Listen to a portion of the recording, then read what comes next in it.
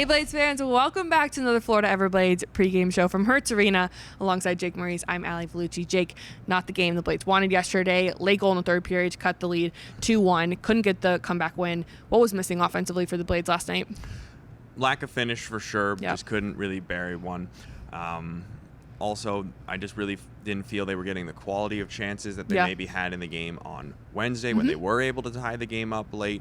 Just really didn't feel like the Blades had all of their energy last night, and it kind of showed, especially when Atlanta scored that goal in the first minute of the second period to take a multi-goal lead. That one really hurt, especially considering the talk that the Blades would have had in the first period intermission about getting a good start. That one certainly hurt, and Florida unfortunately could just not recover throughout the night.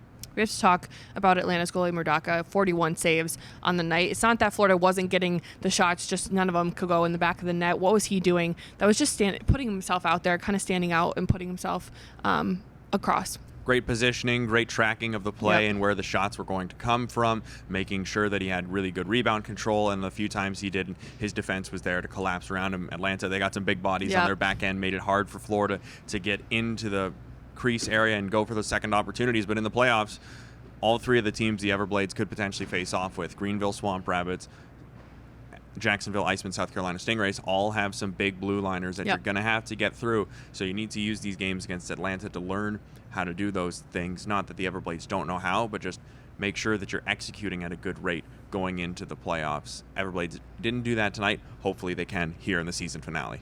Let's talk more special teams. Florida 1 for 6 on the power play, 3 for 3 on the PK last night. What is it going to take to get maybe the power play rolling a little bit more? They shut down the PK pretty easily, blocking shots everywhere it seemed like. But power play wise, what's it going to take to get them kind of back on track here? Well, getting the goal, especially for John McCarron to get his first of the year, that was really good. You could see that it was a weight off his back, so that was big for the team. Hopefully a little bit of an emotional boost going into this game today. What they need to do is just do what they did on that power play. You get a man in open space where you get lost behind the Atlanta defenders, maybe you get them puck watching, maybe you drag a couple of them over to the boards to open up those passing lanes, and then you get an opportunity like with McCarron right out front of the net to bury one.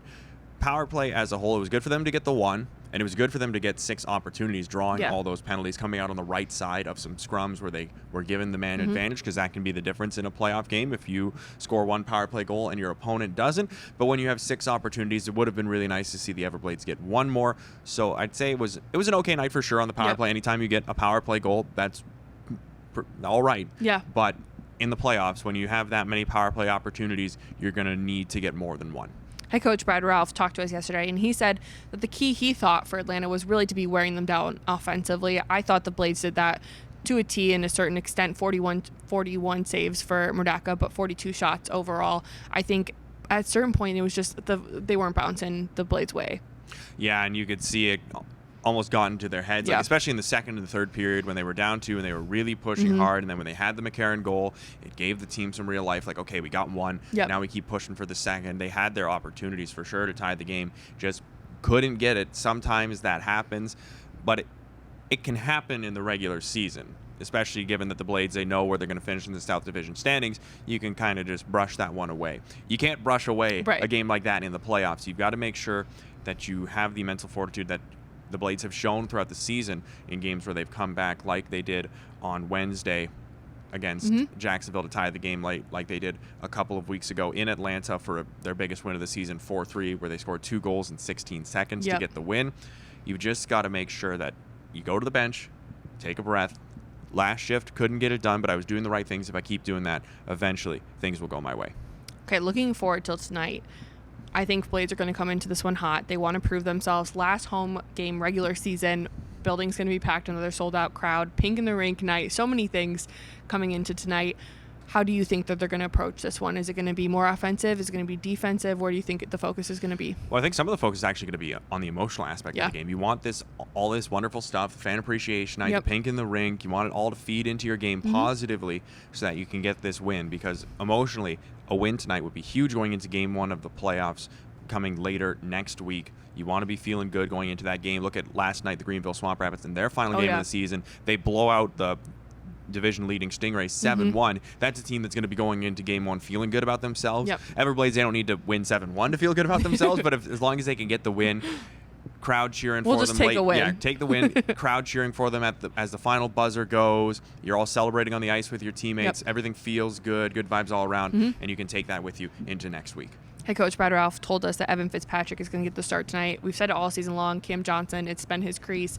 He was MVP of last season's playoffs. What do you think Fitzpatrick brings to the crease? I think it's going to be a shift here for some of the players. Cam's gotten the start so many times so far this season. I think Evan's going to bring a different feel. What do you think he's going to be? Yeah, maybe some of the players, hopefully they won't forget the idiosyncrasies of Evan Fitzpatrick's game. Yep. They might be looking to see what Johnson does versus Fitzpatrick, Yep. but I think it'll be a relatively quick adjustment. Fitzpatrick has been an excellent goalie here all season for the Everblades. That's why he got an NHL contract with the Florida Panthers and spent some time in the AHL.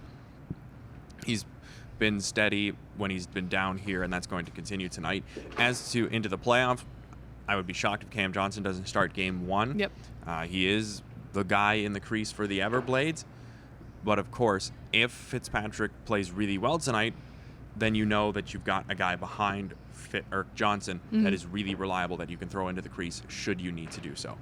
All right, more of our pregame show magic. I had zero magic yesterday because our captain, Ben Masella, didn't even play, but it was all for good reason. Ben and his wife, Brooke, welcomed a daughter yesterday, Cameron. Congratulations to the Masella family. Jake, are you going to go first tonight? Who do you got? I mean, I didn't really have any magic yesterday either, but there was nothing good for mine. For my game, this is a game where you're going to look to the veterans, the guys the fans are going to be cheering for just a little bit louder. Yep. The guys that have been around. John McCarron scoring his first goal of the season yesterday.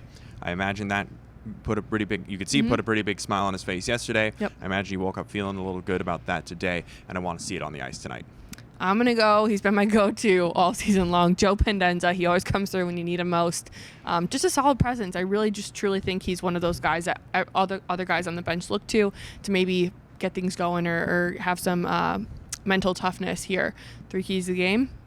First key to the game, talked about it earlier, managing your emotions, using the emotions of the crowd in a positive way to get yourself going early on. I want to see a fast start here tonight. Yep. Second key of the game is starting off periods the right way.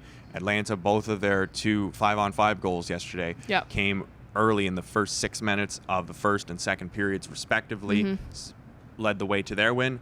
Everblades, if they can turn that around, very well could lead the way to a win for themselves. All right, Blades fans, it's a busy night here in Hertz Arena. Pink in the Rink, fan appreciation, and John Sellers' 1,000th professional game. John, congratulations. We're so happy for you on this milestone. Blades fans, we want to thank you for sticking with us all regular season. We will see you in the playoffs. Warm-ups and puck drop are up next.